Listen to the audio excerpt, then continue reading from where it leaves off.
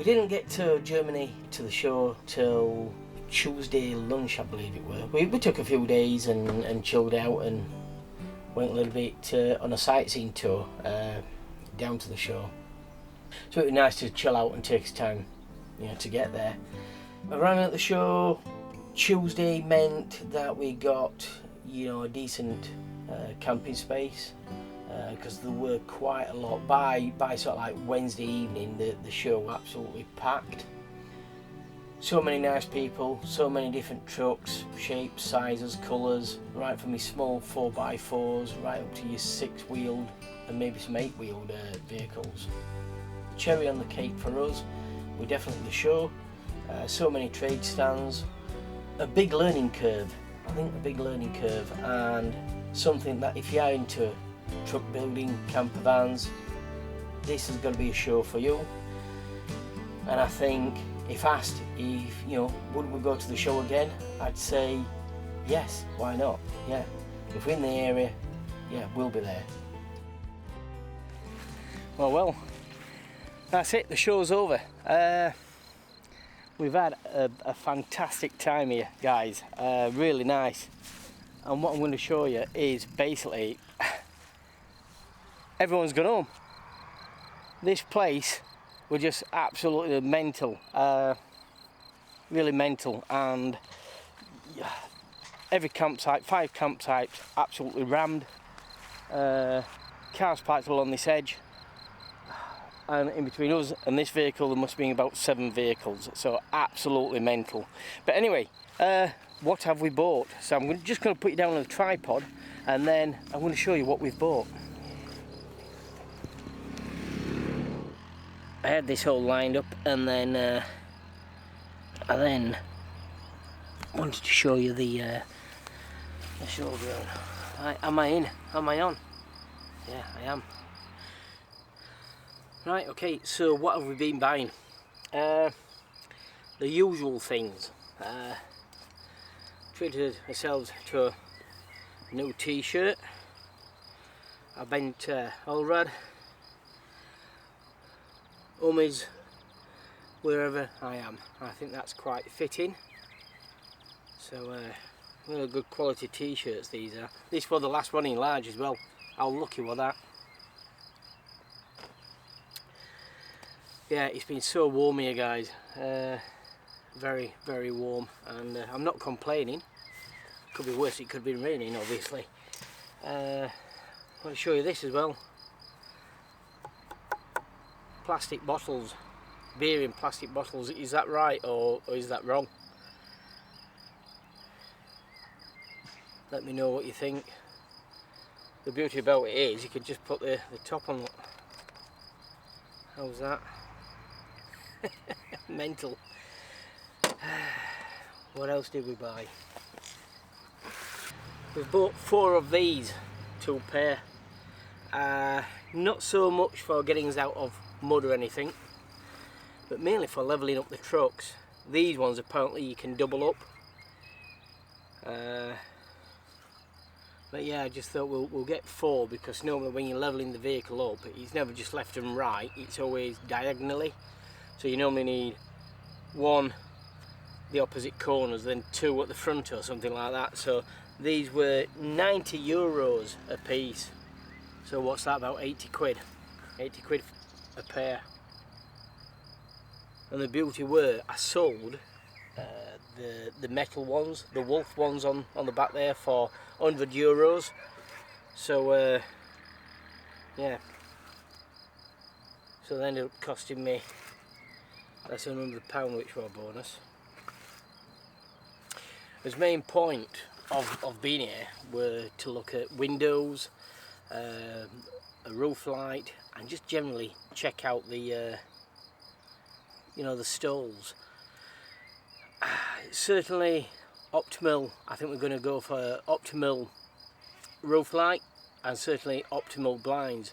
But looking at the windows, don't get me wrong, the windows are very, very good. And the trouble is they're all in set sizes.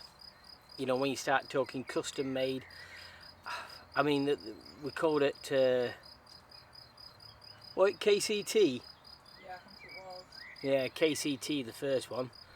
They're supposed to be some of the best on the market, apparently. And our kitchen window was something like £3,500. And it was like, yeah, we'll do one a year, shall we? So we're certainly not going with KCT. Outbound, I think, would be probably my first choice, but they don't do custom sizes. So without altering or major alterations in the back there, I don't know.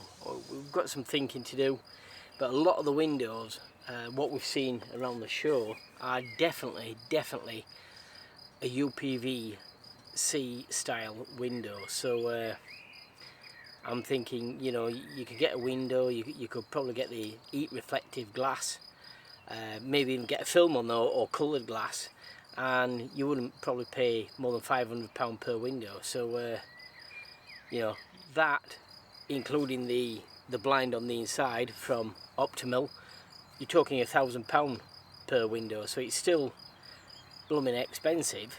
However, it's probably one of the cheaper ways to do it. And you can always fit the, if you did get a UPVC window, you could actually fit it from the inside outwards. So something for us to think about.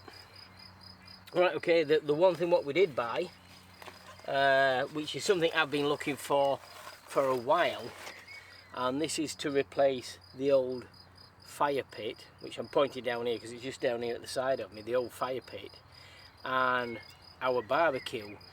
So we've got two items, and what we're looking for is something that we can use as a fire pit, but then also use as a barbecue as well. So we've gone with a company called Fireq, which is this one here.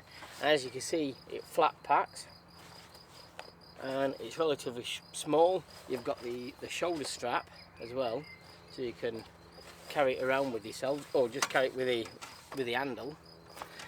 Yeah, it's not a fire pit.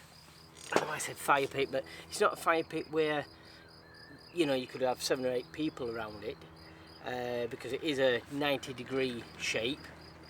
So for 2 persons and a small fire, especially if you want to be quite concealed, as a small fire, and it's got 2 backs to the fire, so if you are sat in front of the fire, it will reflect and throw the heat back towards you. So we're going to fire this up very shortly and have a barbecue. So I'll put the camera back on and you can see this. But that's it. So I think we spent a couple of t-shirts, the barbecue / fire, and a couple of ramps. We spent certainly less than what I think about £300, and like I said, I did actually sell a few things while I've been here, so that's been a bonus. Right, okay, I'm going to leave it there. I'm going to cut to the scene where we're barbecuing later, and I'm going to show you the fire. Right, I'll get this in before the sun goes too low. So this is a new barbecue come fire. I'm going to say fire pit, but it's not a fire pit. It's more of a, basically when the coals, or when you've done barbecuing, you can put the wood on there and have a fire. And the whole idea is people don't sit around it. This is just for me, myself and Helen. But the heat is reflected this way.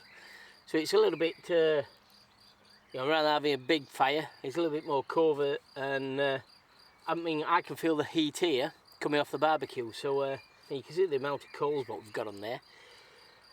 But yeah, it has a lot of hidden features, and I am going to do a review on this because they are good. And being camping, overlanding for many years, we don't buy many things, but when we do buy things, they're usually very good. And this has, like I say, a lot of hidden features in this. So I am going to do a review on this when we get back to England. Yep, we've had a fantastic 4 days, and I'm going to leave it there. So I'm going to say, once again, thanks for watching. Please comment, tell me what you think about this barbecue. I will put the link down in the description. But till next time, guys, thanks for watching.